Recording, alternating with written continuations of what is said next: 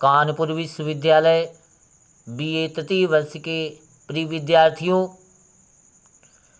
आज हम ब्रजभाषा जो हिंदी साहित्य का तृतीय प्रश्न पत्र है उसका गेस्ट पेपर आपके लिए लेकर आया हूं, जो परीक्षा के लिए बहुत उपयोगी सिद्ध होगा, अति महत्वपूर्ण आपके लिए है। इसे अवश्य देखिए। इसलिए अगर आपने अभी तक हमारे चैनल को सब्सक्राइब नहीं किया है तो ज़रूर कर लें और वीडियो को लाइक करें और साथ ही शेयर भी करें। चलिए अब हम चलते हैं प्रश्नों की तरफ। तो पहला प्रश्न देखें, ब्रजभाषा की उत्पत्ति और विकास पर प्रकाश डालिए। देखो जो ये प्रश्न है बहुत महत्वपूर्ण है, हर प्रकार से ये पूछा जाना ही है। इसमें आपको ब्रजभाषा की उत्पत्ति कैसे हुई, आपने यदि अध्ययन किया होगा तो आपको पता होगा कि जो यायावर लोग थे उन लोगों की जो भाषा थी वो कैसी भाषा थी, वो किस प्रकार से जो उनके द्वारा जो है मथुरा में पहुंची, और मथुरा में पहुंची तब किस प्रकार से भाषा थी, और फिर जो है वो 84 कोस में जो है भाषा जो फैली। तो ये सब आपको उसके विषय में आपको अध्ययन करना है, अच्छी तरीके से तैयार करना, और फिर उसका जो विकास किस किस प्रकार से कैसे कैसे हुआ और किन किन कवियों के द्वारा हुआ और उसका विकास कैसे कैसे बढ़ता चला गया। तो ये सारी चर्चाएं आपको करनी है, नहीं लिखनी है विधिवत रूप से।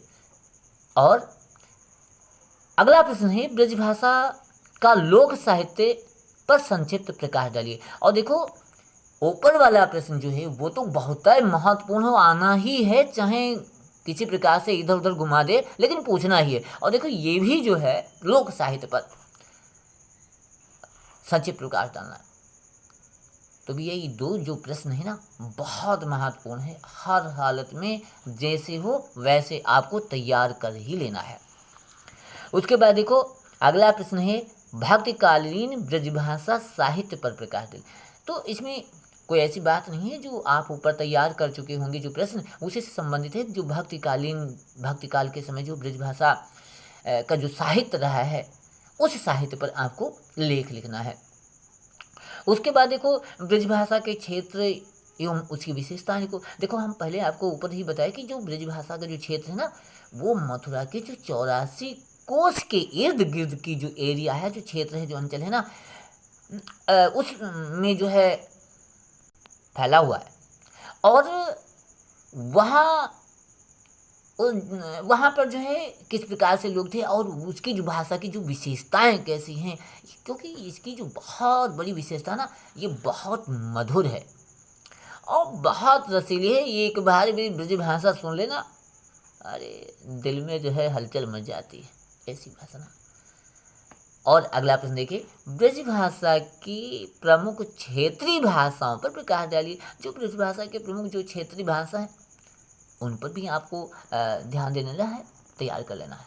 अगला प्रश्न देखो है, भक्तिकालीन एवं रीतकालीन ब्रजभाषा के प्रमुख कृतियों पर संक्षिप्त प्रकाश डालिए। देखो इस प्रश्न में जो है भक्तिकाल के समय और रीतकाल के समय यानी कि उस समय की जो बहुत प्रमुख कृतियां हैं उन पर जो है आपको संक्षिप्त प्रकाश डालना, कौन कौन सी हैं, किसके द्वारा लिखी गई हैं, वो सारी चीज़ें जो है आपको लिखनी है, देख लेनी है, तैयार कर लेनी है। और देखो उसके बाद एक प्रश्न है बहुत ज़बरदस्त, जो है ब्रजभाषा का ज़बरदस्त कवि है कौन, देखिए सूरदास जी। तो सूरदास जी का व्यक्तित्व एवं कृतित्व पर प्रकाश डालना है। तो सूरदास जी का जो व्यक्तित्व क्या है, यानी कि जो जीवन वृत्ति क्या है और उनकी जो कृतियाँ कौन कौन सी हैं, ये तो आपको बहुत पहले से याद करते हुए चले आ रहे हैं, ये तो आपको पता ही होगा। तो इसके विषय में चर्चा करना ठीक ज़्यादा नहीं है, लेकिन हाँ आपको यदि कहीं किसी प्रकार से दिक्कत हो इसको अच्छी प्रकार से तैयार कर लेना है। अगला देखो है, ब्रजभाषा के विकास में सूरदास जी का योगदान पर लेख लिखो। इसलिए तो मैंने पहले ऊपर वाले प्रश्न में कहा ना, सूरदास जी के विषय में यदि भूल गए हो तो उनको तो लिखना ही है, क्योंकि ये जबरदस्त ब्रजभाषा का कवि है।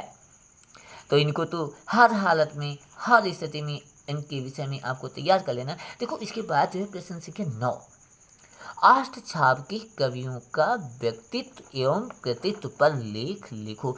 देखो इसमें जो है अष्टछाप के कवि कौन कौन से हैं, चाहे सूरदास जी हों, चाहे परमानंददास जी हों, और जो ये है ना नंददास, कुंभनदास, कृष्णदास, गोविंद स्वामी, छेद स्वामी, चतुर्भुजदास, जो ये कवि लोग ब्रजभाषा के, तो इनके विषय में भी आपको देख लेना है और अध्ययन कर लेना है।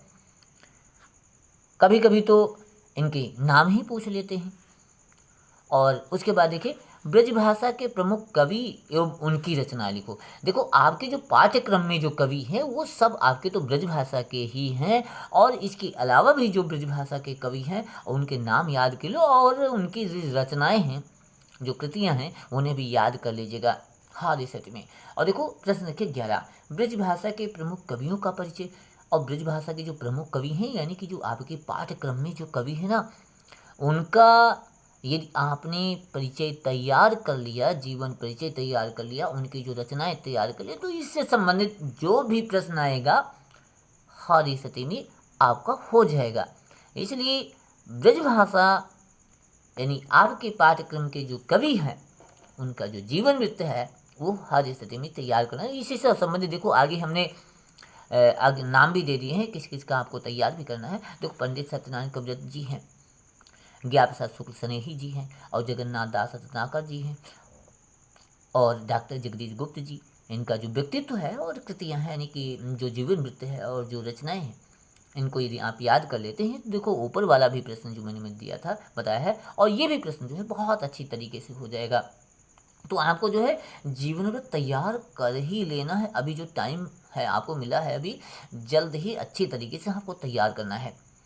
हाँ, और देखो जो कवि लोग हैं जो आपके पाठ्यक्रम में जैसे लिखा है, भ्रमरदूत है, शीर्षक है ना, छंदसती है, प्रेम पचीसी है, उद्धव शतक है, तो जो ये नाम है इन कभी कभी जो है इनके विषय में इसका काव्यगत सौष्ठव पर प्रकाश डाली, इस प्रकार से प्रश्न पूछ देते हैं। और कभी कभी जो है ना इसके विषय में यानी ब्रह्मदूत में कौन सा विषय है या उद्देश्य है या इसका कथानक है, ये इस प्रकार से घुमा घुमा के कभी कभी प्रश्न पूछ देते हैं। तो इसको यदि आपने उसको जो है व्याख्या आपको पता है, उसका अर्थ पता है, पाठ के विषय में पता है, तो ये जो प्रश्न आते हैं इसके विषय में तो हर हालत में हो जाएंगे, अच्छे तरीके से हो जाएंगे। देखो अगला प्रश्न है उसी से संबंधित है जो ऊपर वाला था ना, प्रेम पचीसी, छंदसती, उद्धव शतक, भ्रमरदूत के काव्य वैशिष्ट्य की विवेचना कीजिए। तो जो काव्य की विशेषताएं हैं, काव्य कैसा है, किस प्रकार से है, उस पर आपको प्रकाश डालना है। और देखो अगला प्रश्न है ना, मैंने दे दिया अपने पाठ्यक्रम में आए हुए, जो आपका पाठ्यक्रम है ना उसमें आए हुए शिष्य का जो कथानक, यानी कि उसके संबंध में यदि याद कर लोगे, जैसे कि ऊपर हमने बताया था प्रश्न संख्या 13, भ्रमरदूत, छंदसती, प्रेम पचीसी, उद्धव शतक आदि जो आपके पाठ्यक्रम में शीर्षक हैं, तो उनको जो यदि आपने याद कर लिया है, उनका कथानक याद है, उनका सार है, या उनके विषय में आपको पता है इसमें क्या है, कौन कौन से छंद हैं और उसके विषय में क्या क्या बताया गया, ये सारा का सारा यदि आपको पता है और फिर तो हो ही जाएगा। इसके बाद देखिएगा कुछ महत्वपूर्ण व्याख्याएं हैं, तो वो मैं आपको दे रहा हूँ। देखिएगा तो पहला जो व्याख्या है, एक तरफ देखिए आपको लिखा हुआ है, देखो पुनः भैया सुनो, देखो जो एक तरफ देखो व्याख्या दी है, प्रश्न संख्या 16 देखो, यहाँ संदर्भ है, प्रसंग है, व्याख्या लिखो। संदर्भ भी आपको अच्छी तरीके से याद हो। देखो जब संदर्भ लिखा करें आप तो कवि का नाम नहीं भूलना है, शीर्षक का नाम नहीं भूलना है, और किस विषय में किस उद्देश्य से, ये सारी बातें आपको जो है संदर्भ प्रसंग में लिख लेना है। और व्याख्या जब लिखना है आपको तो व्याख्या में पूर्ण विधिवत तरीके से लिखना। उसके बाद जो है साहित्यिक सौंदर्य भी लिखिएगा, और उसके बाद जो उसमें विशेष बात हो लास्ट में हेडिंग डाल के विशेष वो भी लिखिएगा। तो देखो मैंने कुछ प्रमुख व्याख्या दे दी हैं, वो आपको तैयार कर लीजिएगा। एक तरफ व्याख्या का पहले दो शब्द हैं, उसके बाद अंतिम वाले हैं, और एक तरफ देखो ये भी दिया हुआ है और किस पाठ से दिया गया है। तो पहले श्री राधावर दिया है, फिर डैश डैश रंगीलो सावरो, और फिर लास्ट में देखो लिखा हुआ है भ्रमरदूत से। इस प्रकार से ये व्याख्या है, इनको देख लीजिएगा। तो जो ये व्याख्या हैं इनको जो है अच्छी प्रकार से आपको तैयार कर लीजिएगा, जो आपके परीक्षा के लिए महत्वपूर्ण हैं। तो देखो भैया, अगर आपने अभी तक हमारे चैनल को सब्सक्राइब नहीं किया है तो ज़रूर कर लें और वीडियो को लाइक करें और साथ ही शेयर भी करें, क्योंकि जो आपके साथी लोग हैं उन सब विद्यार्थियों के पास, सारे साथियों के पास ये बात पहुंच जाए, जिसमें आपका और हम सबका हित होने वाला है।